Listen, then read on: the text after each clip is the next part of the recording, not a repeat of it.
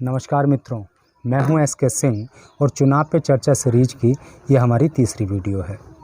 इसके बाद इस टॉपिक पर मैं 1-2 वीडियो और बनाऊंगा और उसके बाद हम टॉपिक चेंज कर लेंगे।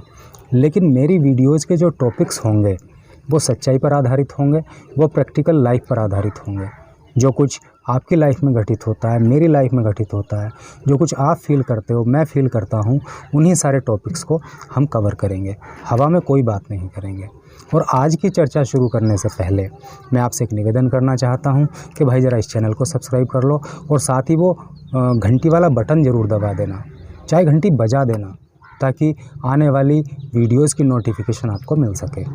तो चलिए आज की चर्चा शुरू करते हैं। कल मैं मॉर्निंग वॉक पे गया हुआ था। वहाँ पर मुझे एक कैंडिडेट मिला जिसने अभी हाल ही में चुनाव लड़ा था। मुझसे कहने लगा कि संदीप भाई मैं तो पट हो गया, मैं तो बर्बाद हो गया। मैंने पूछा भाई क्या हुआ? तो बोलता है कि मैंने चुनाव के अंदर सारा का सारा पैसा उधार लेकर ब्याज पर लेकर लगाया था। मैं चुनाव हार गया, लोगों ने बड़ा धोखा मुझे दिया। कोई बोलता था मैं तुझे 50 वोट दिलवाऊंगा, कोई बोलता था मैं तुझे 100 वोट दिलवाऊंगा, और किसी ने तो मेरी जीत की जिम्मेदारी ले रखी थी।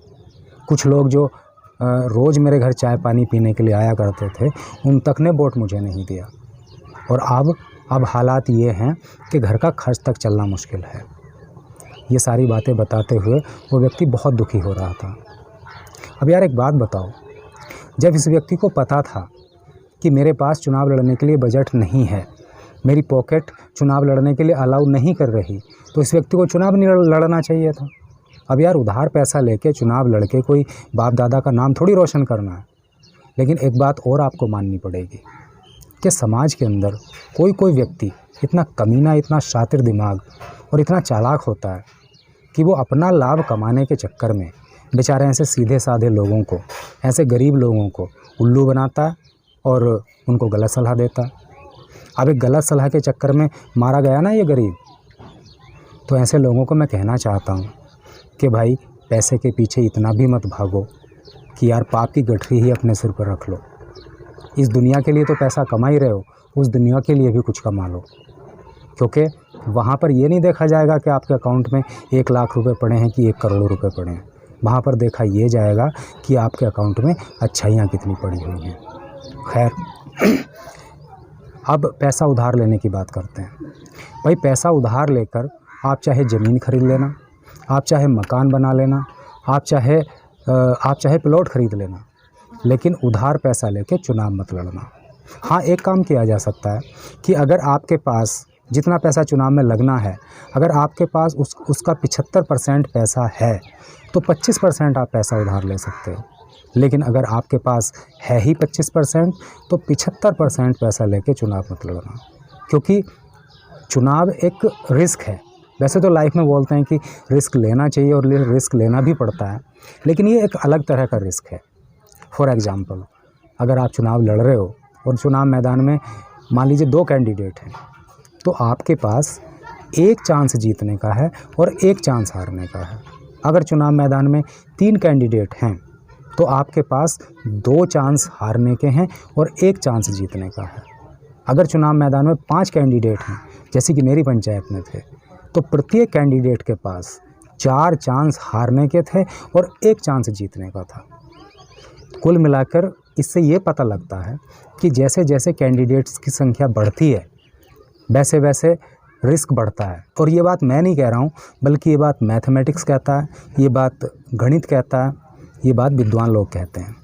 इंटरमीडिएट में मैथ्स में एक टॉपिक है प्रायिकता, प्रोबेबिलिटी, और प्रोबेबिलिटी के अंतर्गत इसी तरह के टॉपिक्स को कवर किया जाता है। अब सहानुभूति की बात करें। भाई कोई गरीब आदमी है, उसका मकान नहीं है, उसने उधार पैसा लेके मकान बना लिया और बाय द वे किसी कारण से उसका मकान गिर गया, तो भाई ये तो सहानुभूति का मुद्दा बनता है। कोई व्यक्ति है जो बीमार है, उसके घर वालों ने उधार लेके उसका इलाज करवाया, लेकिन लास्ट में पता चला कि वो व्यक्ति ईश्वर को प्यारा हो गया, तो भाई यहाँ भी सहानुभूति बनती है। ऐसे लोगों की तो जहाँ तक हो सके मदद की जानी चाहिए। लेकिन इस मामले में जहाँ पर व्यक्ति ने सारा पैसा उधार लेके, ब्याज पे लेके चुनाव लड़ा और वो चुनाव हार गया, तो यार ये कोई सहानुभूति का मुद्दा मुझे ज़्यादा नहीं लगता, ये तो बेवकूफ़ी भरा कदम मुझे लगता है। इसीलिए उस व्यक्ति के प्रति मैं ज़्यादा सहानुभूति इसलिए नहीं दिखा पाया क्योंकि उसका कदम ही मुझे गलत लगा, और उसको डांट इसलिए नहीं सका क्योंकि वो बेचारा दुखी हो रहा था। इसलिए मैंने इंसानियत के आधार पर उससे अच्छे से बात की, और हमने लगभग 10 मिनट बात की। शुरुआत में जहाँ वो बहुत दुखी हो रहा था, हमारी बातों का लास्ट होते होते उसके चेहरे पर मुस्कुराहट थी, वो अच्छा फील कर रहा था। और यार जब कोई हमारी बातों से कन्विंस हो जाता है, हमारी बातों से खुश हो जाता है, तो बड़ा अच्छा लगता है।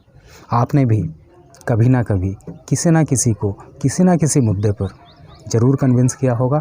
आपकी बातें सुनकर भी कोई बहुत खुश हुआ होगा, और हो सकता है कि यहाँ तक खुश हुआ हो कि आपके गले लग गया हो।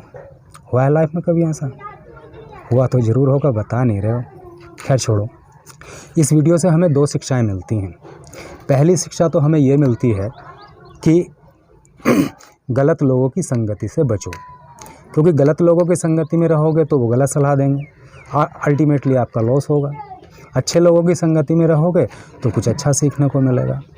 और दूसरी शिक्षा इस वीडियो से ये मिलती है कि भाई उधार पैसा लेके चाहे ज़मीन खरीद लेना, मकान बना लेना, चाहे प्लॉट खरीद लेना, लेकिन उधार पैसा लेके चुनाव मत लड़ना।